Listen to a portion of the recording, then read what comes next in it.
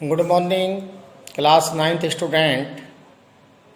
Today, 3rd September 2020 on Wednesday. Today I attend Kritika story book, lesson number 1. Title is Jal Pralay Mein, written by Phaneshwar रात Renu.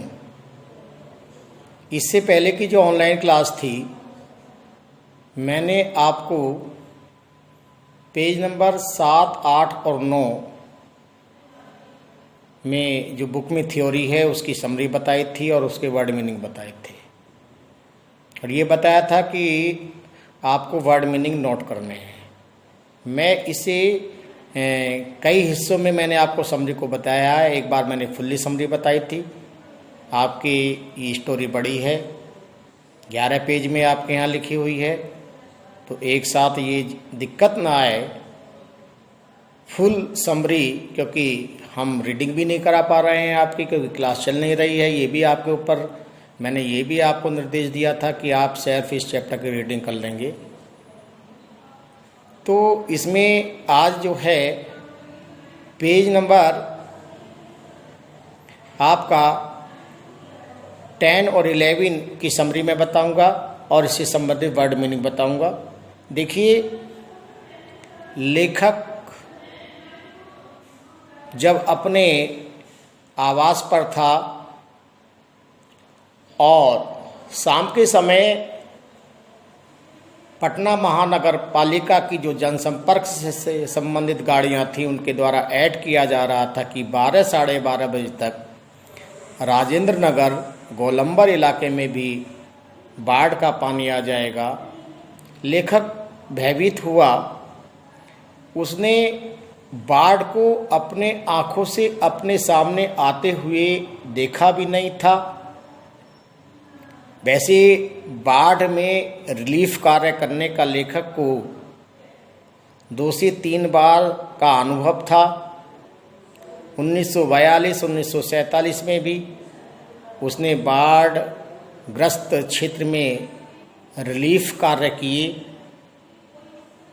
Scout में रहकर के भी बाढ़ से ग्रसित लोगों की सहायता की, परंतु अपने आँखों से बाढ़ को देखने का उन्हें अवसर नहीं मिला था। लेखक चाहता था कि मैं इस बाढ़ को अपने आँखों से देखूं, इसके नज़ारे को, परंतु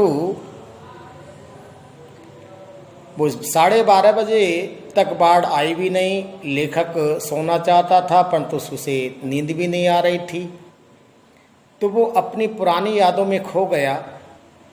पुरानी यादों में खोने के बाद में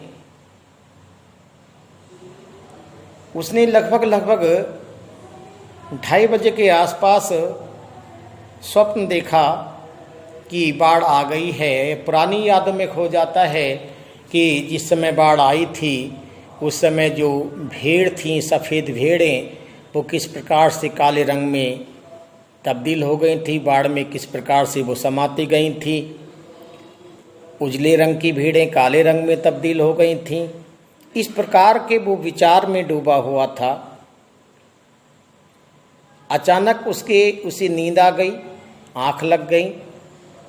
जैसे जैसे प्रातःकाल का समय हुआ, लगभग 5, साढ़े 5 बजे के आसपास गोलंबर इलाके में भी बाढ़ का पानी बड़ी तेज़ी से आ रहा था। लेखक को जगाया गया, बहुत झिंझोड़ा गया। तब कहीं जाकर के लेखक की आँख खुली। उसने देखा, उठकर के आँख मलता रहा। जो उसने सोचा था, जो सोच रहा था, जो रात्रि में वो स्वप्न देख रहा था, उसके विषय में लगातार सोचता रहा। कभी आँख खोलता है, कभी मीचता है, कभी उसे काला दिखाई देता है, कभी सफ़ेद दिखाई देता है, कभी भेड़ों के बारे में सोचता है। जब उसे बताया गया कि राजेंद्र नगर इलाके में बाढ़ का पानी बहुत तेज़ी के साथ आ रहा है, बहुत जो बिहारी बोली बोलने वाले थे, जो बंगाली बोली बोलने वाले थे वहाँ पर, उनके द्वारा उन्हें ओई धाको ऐसे गैछे जल की आवाज़ ने फरिश्वरदात रेणु को चौकन्ना कर दिया। 5:30 बज रहे थे। बाढ़ का पानी आ गया। चारों ओर शोरगुल हो रहा था।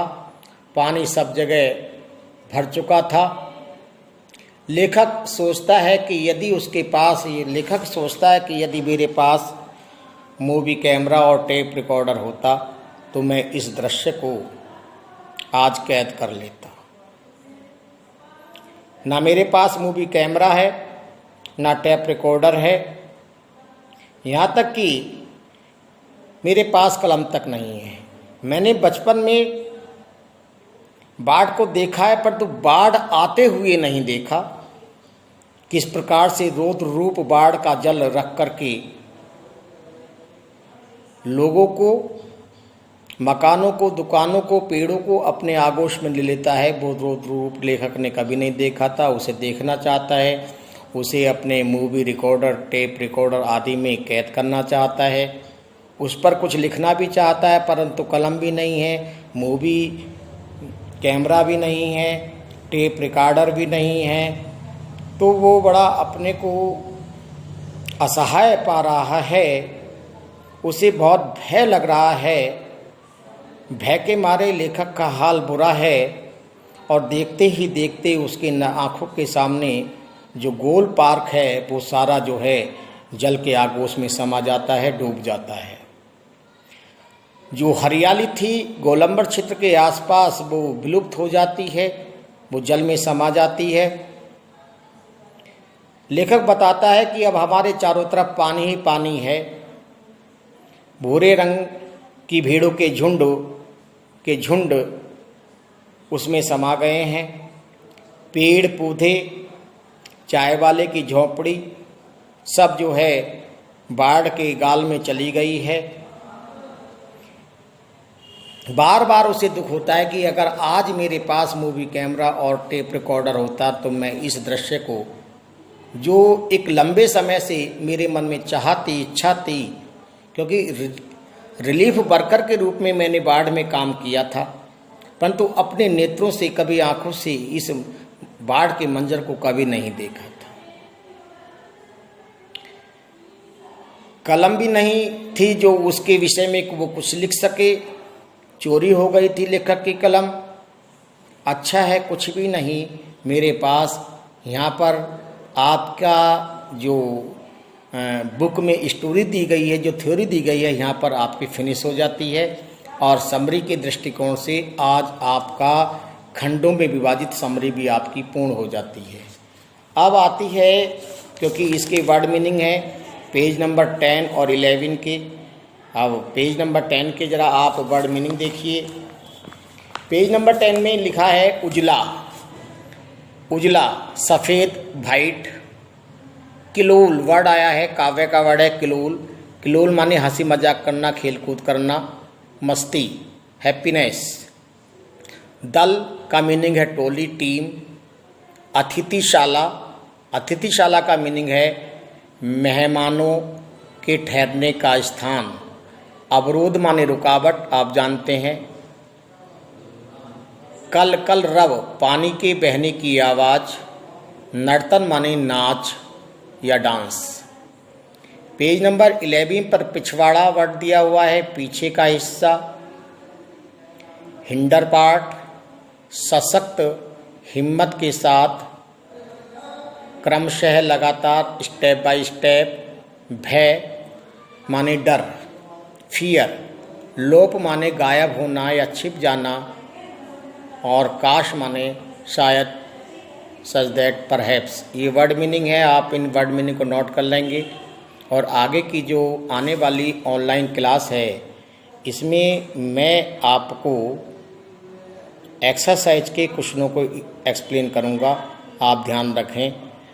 अब कुल मिलाकर के जो अब तक मैंने इस चैप्टर में आपको काम दिया है, आपको एक तो फुल्ली समरी लिखनी है अपनी फेयर नोटबुक में, और पेज वाइज जो भी मैंने आपको वर्ड मीनिंग बताए हैं आप वीडियो क्लिप चला करके इन वर्ड मीनिंगों को भी आपको फेयर नोटबुक में नोट करना है। इसके जस्ट बाद आप एक्सरसाइज के प्रश्न नोट करेंगे, मैं उन्हें एक्सप्लेन करूंगा और आप उन्हें क्रमबद्ध तरीके से जो भी मुझे एक्सप्लेन करने हैं आपको फेयर नोटबुक पर नोट करने हैं। इन्हीं शब्दों के साथ मैं अपनी वाणी को विराम देता हूँ। जय हिंद, जय भारत।